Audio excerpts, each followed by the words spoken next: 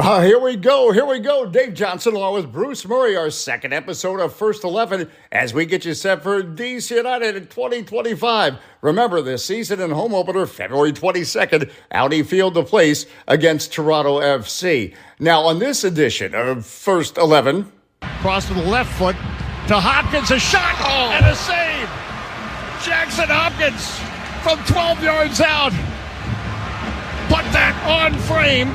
Made Cornell make a save. He almost had his first goal. Oh, yeah, I was so looking forward to calling Jackson Hopkins' first career goal with DC United. He is our guest on this edition of First 11. And Jackson Hopkins, think about it, 45 appearances with DC United, and he's only 20 years old. And now, as he goes into 2025...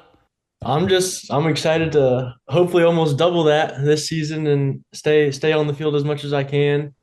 And I mean, feel like, Ted and I are the two longest serving DC United players now. So I think I can hopefully be more of a leader this year too on the field and just help the team win games. That's what we're all looking forward to. So. And as you mentioned that, along with Ted, is the black and red extra special because this is your team from your area, and the same with Ted? Yeah, definitely. I think, both of us have gone to games at RFK up to Audi Field, and we've seen it grow so much over the past, ever since 2019, really, for me, since I was in the academy, maybe even a little bit before that. So we've seen it grow so much. So, we're super grateful to be a part of it and hopefully keep the growth going. It's going to keep going. And Bruce, you know he's going to score. He's put himself in chances. That's all Bruce did. He never played defense in his life. He just scored goals. So, well, Bruce, what are you saying? Well, first of all, defense is overrated. We all know that. Just kidding. We did defend. I see a player that has the trust of the team and the coach. And I hear that from Troy. I talk to Troy, and I watch the development of Jackson.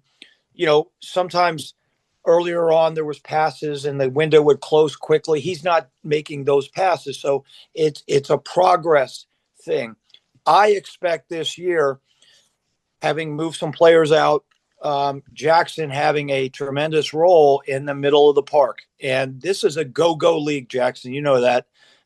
People win the ball. They don't pedal around with it. It's boom, we're going forward. And Jackson's going to provide that. And he's an excellent, Dave, box-to-box runner. One of the best box-to-box runners I've seen.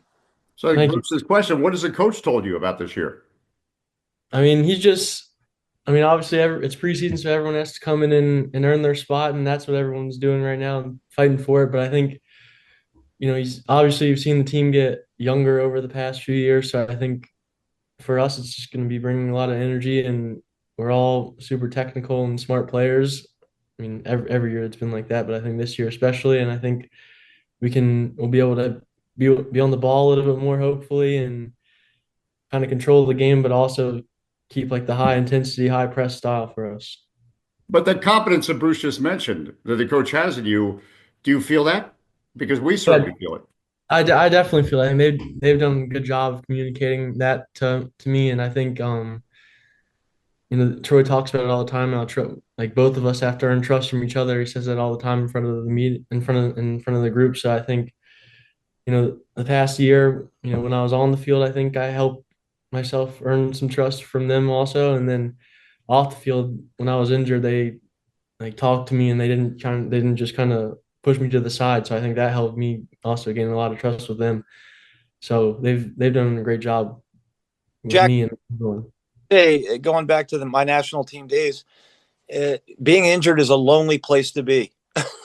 And some locker rooms get it and some don't. This coach and this club is inclusive to everyone, no matter what your status is. And I think that's part of the brilliance of Troy and the coaching staff. Would you speak to that a little bit? Yeah, definitely. I think he treats, everyone the same. Like, even, academy kids on preseason are treated the same as Christian Benteke. So it's not something I've seen all the time at DC United, but with Troy, it's 100% that every day, you're going to get from him, and you're going to get from the whole staff. So I think that gives everyone a lot of confidence too, knowing that like he doesn't just believe in a few players. He believes in the youngest player, the oldest player, everyone. So it helps everyone. I know that. Well, that's a great point Bruce just brought up, and I think about the banquet, end of the season banquet, and there was special recognition of players who were no longer playing at that point because of injury, and it felt special to me in the room. Uh, Maybe you can speak to that. How did it feel to the rest of the team that you're still everyone's still teammates, even though they might not be available for the 18? Yeah, I mean, there's always jokes around that people are hurt and stuff like that in the locker room, but I think everyone, like everyone's always together in the facility, even when you're injured. Like we're always, I know Connor and I, even he's been out the whole season pretty much last year. We've been a part of everything the team has done up, and now we're all back on the field now pretty much, and we've it feels like I haven't missed a beat almost. So, like I've been with the team and I've been in the locker room before games, after games, on the field after the game, and meetings during the week. So I feel like I'm up to speed with everything, and I think they've done a great job, like Bruce said, including everyone. And Jackson, just real quick, how's your health going into the preseason? I mean, it's so amazing sometimes. You have a season, you get some injuries, and then you go into the off season and you can't wait for the next season. Is your health right where you need to be, or are you still working on it a little bit? Yeah, I feel good. I'm 100% right now, and I'm super excited to get back on the field because I think my last game was early August. So I'm super excited to play my first game, and even being out in the field practicing the past few days has been so much fun for me. So Well, take us through that. So you guys are in Bradenton, Florida right now. What has training been like? Back in Bruce's days, they didn't let him drink water and they made him run 10 miles, but I know it's different now in the modern game. What are the training sessions? What you're just getting going. So we're just a couple days in. What's it been like? well, we had our fitness test a few days or yesterday, and then we kind of eased into it a little bit with the ball and did some possession stuff, and that's kind of been the first 2 days, and I think we'll probably pick it up here tomorrow and really get into the high intensity and really hard work, which I'm also super excited for because sometimes you forget how big of a gift it is to be able to just run like that and play like that and tackle hard. So I'm super excited to hopefully pick it up here in the next few days. Jackson, question, and obviously Dave and I call the games, and we had a game we called in Miami, excuse me, from the studio, and you guys were in Miami, and it was May 19th of last year. And I have to ask you, what's it, and again, you're a professional, what's it like looking across the field and Lionel Messi is lacing up his cleats? I mean, from any fan's perspective, help us out.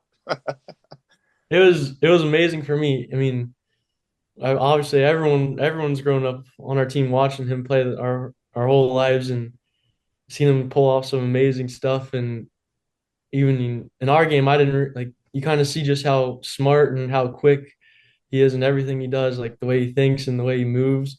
It's hard to keep up with him, but it was so cool just to see how it not only just see but compete against the amazing things he does. And I mean, there's so many things that I remember him doing, like little flicks around the corner that you don't even know how he did it, but it's amazing to see it firsthand.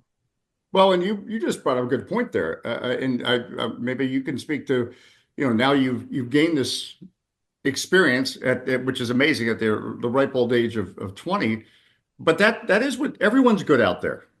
That's what separates. It's up here. It's the mental. Messi's not taller. He's not faster, etc. He just is smarter.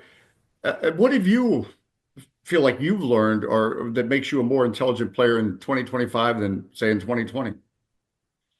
Well, I think one is just playing the games I played in MLS. I think once you get in certain scenarios, you know what to do after the first few times. So I think like playing with obviously the 45 games in MLS, but also the games allowed and have helped me kind of catch up to speed and feel the scenarios. And I feel like I know what to do in different spots, but also just, I think anytime, a coach gives you confidence, you always have, I really think it speeds up your thought process. You're not second guessing anything. So I think like just knowing that people trust you, that will give you the kind of confidence to not second guess. Because I think everyone out there can think fast. That's why they're on the field. So I know just this not second guessing is what really separates people. Looking forward to Jackson Hopkins staying healthy and being an important part of DC United's midfield. Tell your friends we're here for you on First 11 at Dave J Sports if you want to connect at Bruce Murray HOF. After all, he is the Hall of Famer. Thanks for listening to First 11.